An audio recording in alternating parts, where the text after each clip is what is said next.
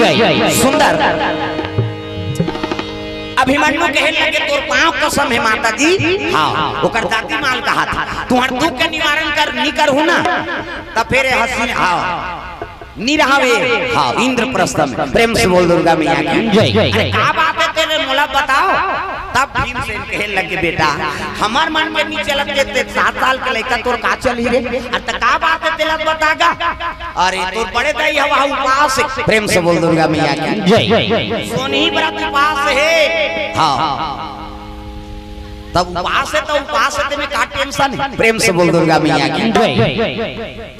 ये मोबाइल धरो जाते हो तो दई कर बैठ जा हल्ला करता गोबर चोटा नहीं तो पे नहीं रहा प्रेम से बोल दुर्गा मैया की जय। सुंदर अभिमन्यु चरण पकड़ ली अर्जुन के कहे लगे पिताश्री का दुख है तेला बता और पुत्र का काम के जे माता पिता दुख के निवारण नहीं करी का बताओ बेटा कैसे ऐसे ऐसे ऐसे अब ऐसे ऐसे ऐसे ऐसे ऐसे ऐसे तोर दई उपास रे तोर बड़े दई हाँ द्रौपदी का उपास है का कतवा सोनी बड़ा डबका तेल में तौरा और 17 दिन में निकली हम भक्षण करी बेटा हम नहीं बाचा ऐसे की तहन मैं कहूँ वो बड़े दई प्रेम से बोल दुर्गा मैया की जय। मैं जाऊँ बड़े दई का कैसे तुम्हारा लखाई ऐसे कैसे दादी मां प्रणाम करी तो लड़का चले लगे कते कर उपास हो कते वही हम है बेटा प्रेम से बोल दुर्गा मैया की जय। दौड़े लगे अभिमन्यु अब्बर प्रेम करे द्रौपदी हो लगा प्रेम से बोल दुर्गा मैया की जय। अभिमन्यु जाग खड़े होई देखते थे दौड़त रहा शरीर काला पड़ गए आंखी ललिया है चुंदी बगरे प्रेम से बोल दुर्गा मैया की जय। कालिका स्वरूप है दादा प्रेम से बोल दुर्गा मैया की। अभिमन्यु महाराज पहुंच गए जाके देखिए तो माता तेल में तौरत रहेगा रूप रंग बदल गए देखिए तब तो हाथ जोड़ ली मां निकल मां यहाँ ले मैं काकर संशयन करूं मोला कौन भोजन करही और ते एक जन यहाँ तेल में खुश रहे निकल ना वो कही के पुकारे लगे द्रौपदी का थे अभिमन्यु ते घर चलते बेटा मैं 16 दिन के बाद निकल हूँ मैं व्रत धारण करे प्रेम से बोल दुर्गा मैया की तो महुआ तो माऊ ऊंचे कथिया जाना यहाँ ही के कर प्राण नहीं बाँच प्रेम से बोल दुर्गा मैया की जय। अभिमन्यु रोल लग के द्रौपदी ला पुकारे लग के मोला बेटा कहीं बुला ले वो महामाई मोला गोदी में ला ले वो मोरदाई मोला बेटा कहीं बुला ले वो महामाई मोला गोदी में ला ले वो मोरदाई प्रेम से दुर्गा मैया की जय। कहे लगे मां 17 दिन में निकलवे तान मोर पिताजी मल भक्षण कर दे बेदाई ये का उपास है ये उपास न बंद कर दे बाहर आ जा कहे लगे बेटा अब 17वां दिन में निकल हूं तब कोई तो उपाय बता ये प्राण बाँच जाए मोर पिता मन के कोई तो उपाय बता दे और नहीं बतावे तब मैं ही से प्रवेश करूं प्रेम से बोल दुर्गा मैया की जय। अभिमन्यु ते मोर व्रत खंडित मत कर ते यहाँ पे तोर प्राण नहीं बाँचे बेटा सही नहीं तो उपाय बता नहीं मैं अपन प्राण क्या होती दूं प्रेम से बोल दुर्गा मैया की जय। कैसे बाँची मोर पिता मन तेल बता तब कहे लगे हाँ डबका तेल में तौरात रहते कथे 17वां दिन में बेर हुआ रही बिहनिया पेरा सतघड़ी पेरा मोला 7 खन मदार के फूल अर्पण कर देबे ना तब 5 पांडव मन बाँच सकता प्रेम से बोल दुर्गा मैया की जय। ये पति भक्षण के उपास है बेटा 17वां दिन में पति भक्षण करते 5 पांडव है तो 7 ठन हाँ तो मदार के फूल अर्पण करना पड़ी बेर हुए पड़ी 17वां दिन अब एको कनी देरी होई सुनी त तो पिता मन नहीं बाँच अतका कर सकता तै मदार के फूल कहां मिली कहे लगे बेटा दलदल पहाड़ 7 पहाड़ पार करबे और दलदल पहाड़ है तो यहाँ पूरी नागिन हाँ जे करे 21 ठन है सांप के प्रेम से बोल दुर्गा मैया की जय।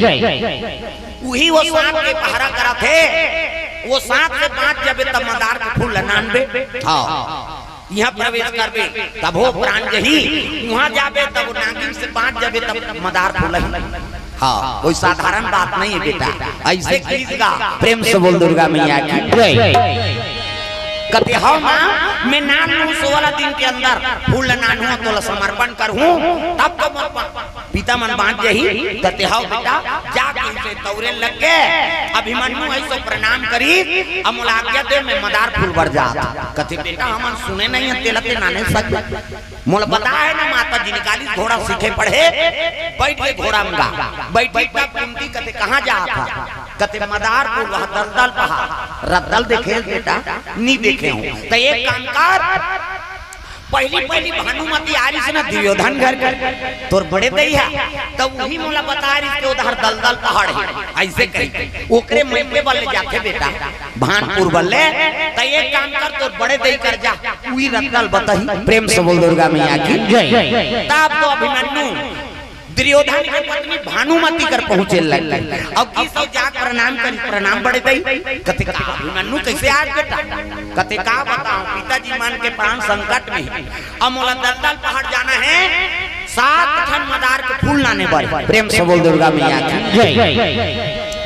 आई तो वो तो बड़ा प्राण के संकट है बेटा और रद्दम प्रेम से बोल दुर्गा मैया की जय। उसकी जो दुर्योधन आ गई अरे अभिमन्यु ये कैसे आया का बता बड़े पिताजी हमार माता जी द्रौपदी सोनी व्रत धारण करे और 17वां दिन में पति भक्षण करे। उसकी जो आगे शकुनी है शकुनी कहते भांचे कहा अच्छा हो भांचा ये पांचों पांडव मन मर जही और राज लगे कर वो टोनहरी सोहा अपन दादा मारे नीते कर हाड़ा के पासा बनाए स्नान में कौन आएगा अपने दादा हाड़ा पासा है प्रेम से बोल दुर्गा मैया की जय। आदमी हाड़ा बड़ काम आथे मन से हाड़ा फेंकाए पावे कन्हो कर मर गए तो माटी दे दे नहीं तो भूम दे प्रेम से बोल दुर्गा मैया की जय। अभी हमरे जिला में 3 ठाम केस हो गए गरियाबंद जिला में जवान कन्या खत्म हुई कुमारी छोकरी देखा लाश ले निकालदार हाँ पकड़ा के जा पकड़ाई तो सजा होगा थे अभी अब कान निकाले सोई मरे नहीं तेरा वो हाड़ा गोड़ा काम है ओकर इसे ये आदमी हाड़ा बड़ काम है कुकुर के गरवा के हाड़ा फेंकाए पावे लेकिन मनसे हाड़ा फेंकाए पावे जतका तंत्र मंत्र होते सब मनसे हाड़ा हाउ मनसे हाड़ा ऐनी तंत्र मंत्र में बड़ उपयोग सकनी हां अपन दादा मारी तेकर हाड़ा कासा बनाए ता तो अठा कहे अठा दुआ कहे दुआ अतका पंटोन हरी दादा प्रेम से बोल दुर्गा मैया की जय। अभिमन्यु भानुमती कथे हां दाई बता दे तेरा कथे बेटा यहां जावे है नी चला चला भंवरपुर प्रेम से बोल दुर्गा मैया की जय। भंवरपुर में मैं मायके मोर प्रेम से बोल दुर्गा मैया की जय। अब भंवरपुर में जावे त नंदिया पर से नंदिया वो नंदिया पार करना बड़ा मुश्किल है मलाक्षर नाम के मछली हूँ प्रेम से बोल दुर्गा मैया की जय।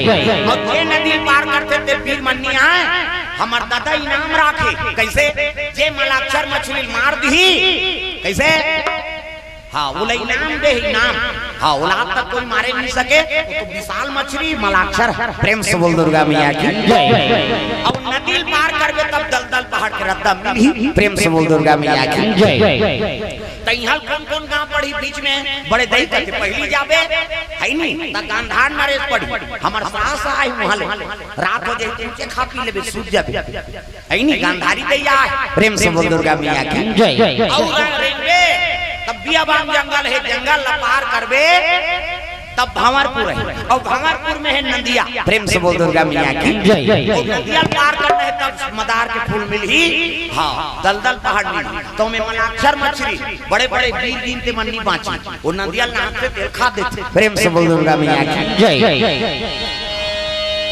अभिमन्यु कथे मोल माता जी बता है तो प्राण लग वही बचे हाँ प्रणाम करी हाँ भानुमती के और चले लग गए दादा कहाँ जाते ऐनी बियाबान जंगल के राह पकड़े है गांव देवी देवता वंदना करके चले लगे अभिमन्यु मोर गांव के शीतला जाई तोरा बताओ मोर गांव के शीतला जाई तोरा बताओ मोर गांव के शीतला जाई तोरा बताओ मोर गांव के शीतला जाई तोरा बताओ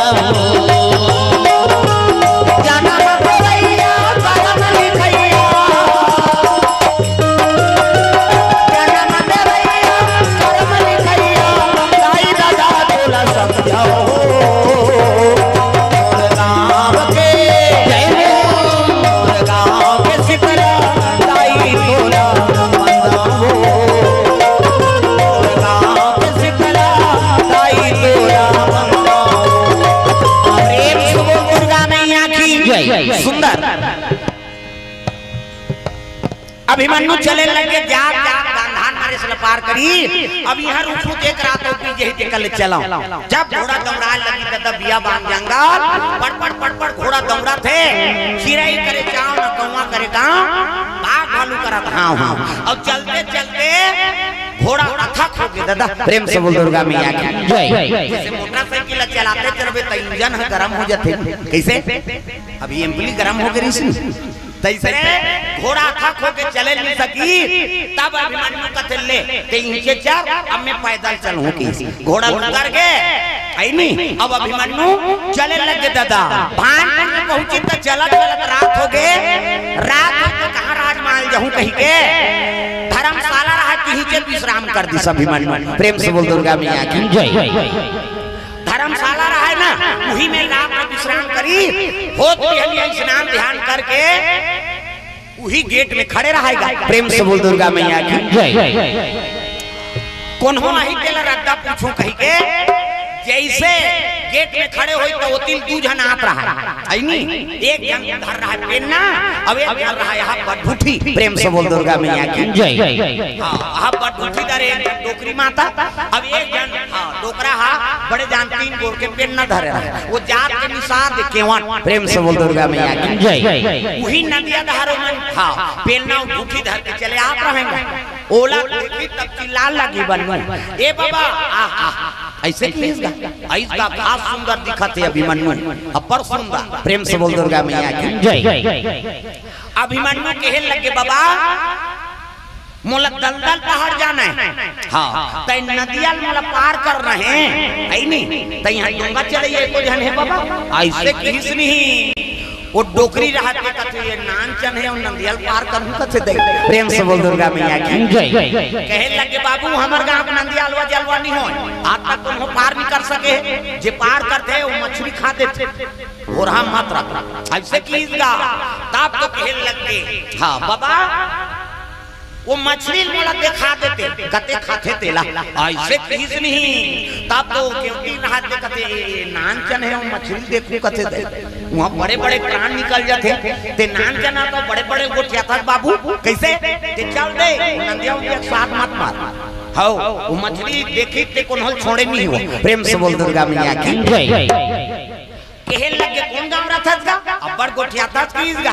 तब कहे लगे हस्तिनापुरी रथ वो हस्तिनापुर। हाँ हमें दलदल पहाड़ में आई नहीं साफ मदार खुलना नहीं जा हस्तिनापुरी की तब कहे लगे हस्तिनापुरी काकर मन घर के। हाँ हस्तिनापुरी पांचों पांडव का थे। हाँ गांडीधारी अर्जुन के मैं बेटाओं की स्त्री तो क्योंकि राहत के कथे आई ऊंचे तो कौरव पांडव कथे तीनचे हमरो गांव को राजा बेटी के कावो। हाँ भानुमती कथा से ना उमर बड़े दई। प्रेम से बोल दुर्गा मैया की जय। उमर बड़े दई है भानुमती अब बड़े दई है कि क्योंकि वो ढूठी उतार दीगा आई भानुमती तो बड़े दई वो हम ननंद के रिश्ता है बाबू। मोन ननंद और भानुमती दोनों जन मितानी बात कैसे अब ननंद के बेटा तब भांचा किसनी वहां पर लगे धोकरे लग गए केवन झलोक वहां पर लग गए रे भांचा। प्रेम से बोल दुर्गा मैया की जय। भांचा की तब कहे लग गए मामा अब तो रिश्ता जुड़ गए आप तो मोला ओला पार करवा देते ऐसे की झंझा भांचा बड़े बड़े गिर गिन के मान निबाची ते आगे कीरा सही दिखा था ते काबर यहाँ वहाँ जात हस मौत के मुंह में ते मोला दिखा तो दे तो मामा वो मछली नहीं मारू नहीं तो अर्जुन के पुत्र मत का दे। प्रेम से बोल दुर्गा मैया की जय। डोकरा ऊपर गोठे मुहा के गा डोकरा कथे हाँ डोकरी भगवान संदिग्ध थे वो भांचा। प्रेम से बोल दुर्गा मैया की जय। भगवान बरोबर है ये मछली मार दी कैसे लाभ थे कहा कहे लगे मामा भगवान नहीं हो लेकिन भगवान के भांचा कन्हैया को कर भांचा किसे मछली लग दिखा दे। प्रेम से बोल दुर्गा मैया की जय। आप मतलब विश्वास हो गए हाँ अब मतलब विश्वास हो गए भांचा तोर बर में डूंगा बना हूँ अब तोला नंदिया पार करो चल तोल मछली देखा हूँ वो डोकरी का थे ये डोकरा झलोक खा गिरते ये मछली देखते थे खा देते ये कार मारा तो अरे नहीं जान वो नंदिया वंदिया में ये मारी एक सन हम मन मार नहीं मारा डोकरी। हाँ ऐ नहीं ऐसने में भगवान के मुलाकात होती, मुलाक भगवान बरोबर लागा था। ऐसे कीगा आगू आगू डोकरा पेन्ना छोड़ दी, डोकरी ढूठी फेंक दी और दोनों जन डोकरी डोकरा अभिमन्यु संचले लगे नदिया।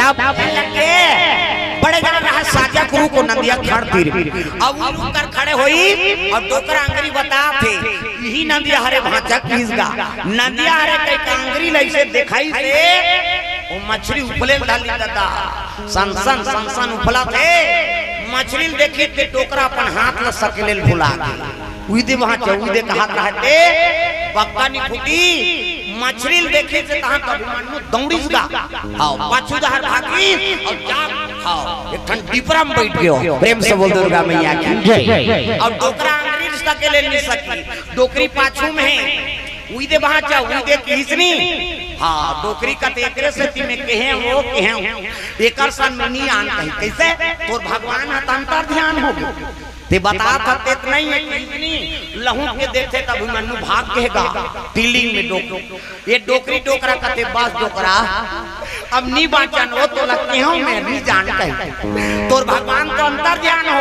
ते कहे भगवान बरोबर दिखे कह के तोर भगवान हत नहीं में कर अभिमन्यु हां चल दी दादा वहां तिलिंग डोंगरी बरोबर अब ऊंचल बांध रच रचात ताने है डोकरा ऐसे कर रही तो हाथ लते सकेले बर फुला गया कैसे डोकरी कथे होते जो वाले बात ल नहीं माने डोकरा कैसे आप तो मोर बात ल मान हो कैसे एक रबोत मरीज जब होता कैसे के साजा रूप में चक्थन चल। प्रेम से बोल दुर्गा मैया की जय।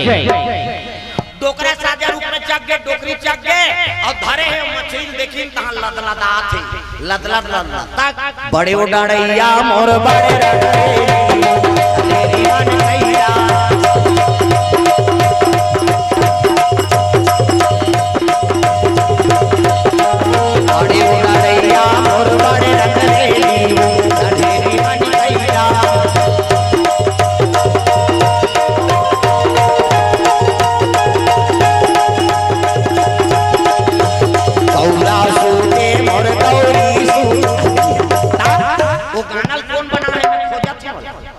देवी देवता मन नहीं सूते गौरा सूते मोर गौर देह सूतोल बीमारी झपा है वो दुनिया में देखेला है ते सूते ही उतना भर जाके बड़ा है बात समझ आत हां गौरा सूते मोर गौरी सूते वो ते फरर खाओ मार सूतोदा वो नहीं सूते देवी देवता कैसे अब 9 दिन बाद दुर्गा दैया वो ऐसे करे लीब लाभ करते का इला चपक दी को झनी बाचा पलक झपकते परले और पलक उठाते सृजन ये पावर है देवी देवता। प्रेम से बोल दुर्गा मैया की जय। ये बात है दादा तो उसने कहा था है नहीं ऐसा नहीं देवी देवता मन शयन नहीं करे दिन और रात दुनिया के रक्षण करत है तब ये दुनिया चला था अब देवता सूत के तब फिर हम बांचबो एको झनी बाचन दादा। प्रेम से बोल दुर्गा मैया की जय। ये बात है डोकरा डोकरी सूत के है और धरे है वहां आंखी चमचम ले मुंडी और लदलद लदलद कांपत है। प्रेम से बोल दुर्गा मैया की जय। डोकरा फिर आंखी उघार के देखे तो मछली उफला है अभिमन्यु ऊंचे बाण संधान करे लगेगा। प्रेम से बोल दुर्गा मैया की जय। उठाई बाण संधान करी एक बाण ढीली से तको बाण हो गए दादा पानी बरसा सही नो मछली ऊपर बरसे लगे बाण होगा अभिमन्यु बाण ना। प्रेम से बोल दुर्गा मैया की जय। ब्रह्म पानी बरोबर बाण बरसा थे हां 3 टुकड़ा हो इस मछली। प्रेम से बोल दुर्गा मैया की जय। मुड़ी कटा के ऐसे बीच से गर्दन कट गए मुंह बीच कट गए ऐ नहीं पूछी धार कटी हां 2 टुकड़ा नदी में गिर गए मुड़ी हड़बड़ा थोड़ी ताके जे रुख में चगे रहा ही सही हो गएगा। प्रेम से बोल दुर्गा मैया की जय। जान मछली और मुड़ी कटी से नहीं डोकरा देखत रहते चमचम ले आंखिल मुंदी मुड़ी कटे रहते हड़बड़ हड़बड़ करत आके भी ताजा रूप में धचराई होईगा धचराई होई पिंडार में डोकरा खान छूट के डोकरी दोनों झंकी के पाट ले है नी हां बा डोकरी मोला नीलधारी कैसे लागते हो का। प्रेम से बोल दुर्गा मैया की जय। नीलधारी कैसे लागते प्रेम से बोल दुर्गा मैया की जय। दोनों जन गिरिंगा आंखी उघार के देखते ते मुड़ी परे है डोकरी आई बांट के कैसे लागते हो। प्रेम से बोल दुर्गा मैया की जय। अरे कर मुड़ी काट के है ऐसे तीसरी तब अभिमन्यु आई डोकरा उठ के मैं कहे डोकरी एकरे से ती कहे में भांचा नहीं होए भगवान है कहे प्रेम से बोल दुर्गा मैया की जय भांचा एला मिलाते तेल इनाम राखे है राजा प्रेम से बोल दुर्गा मैया की जय इनाम राखे एक काम कर दे मामा जैसे कृष्ण मानतो तैसे तोला मानता तहु मामा तो एक काम कर ये मछली मारे वाला इनाम लगते ले लेकिन मोला तो हमरा दे नदियल पार करवा दे अब मोला डर नहीं है भांचा मछली मार गई हाँ तो एक काम और कर हूँ सौखी मार हूँ है नहीं और बाँचे तहुल निकाल हूँ का कर बेजी कहते भून भून आग में कौन की प्रेम से बोल दुर्गा मैया की जय तोर काम है मारना वो पाल हम कहीं करन अब इनाम लगते ले लेबे के आओ हम लेबो ए इनाम बा ये डोंगा बनाए लग गए और इनाम पर वो डोकरी चल दिस राजा घर हाँ राजा साहब हनुमान राजा कथे का बात मलाक्षर मछली मार गए अरे कौन मारी हमार भांचा है मारे प्रेम से बोल दुर्गा मैया की जय अब इनाम के पैसा मोला दे प्रेम से बोल दुर्गा मैया की जय अरे मछली मार के संकट टार के ले पैसा पैसा लरी डोकरी बाजार जल्दी दू ठन तेरी काट के लुगरा नामदारी प्रेम से बोल दुर्गा मैया की जय हाँ जवान अपन लाइक शॉपिंग कर ही आओ ऐ नहीं डोकरी ढांकरी मन अपन लाइक शॉपिंग कर और पहली माता मन बड़ा मर्यादा का एक ठन लुगरा में समय काट देगा उसने समय भी एक ठन लुगरा में आधाल कांचे आधाल सुख होए आधाल पहिरे ओला कांचे ओला सुख होए चिरा जाए तब कहा लुगरा चिरा दे होए को ठन ले बाजार के दे ले वो 8 चिरा लो उतारे अब अभी हर बिहार बन लुगरा हर है नहीं हर बाजार शॉपिंग माता मन आजकल बड़ शौकीन है नहीं ऐंठी लेबे खिनवा लेबे औ लेबे गोड़ बात बने बने लुगरा लेबे तब तोरा तोर बार आजकल हर माइल से हर चीज में आगे बढ़ के श्रृंगार माता मन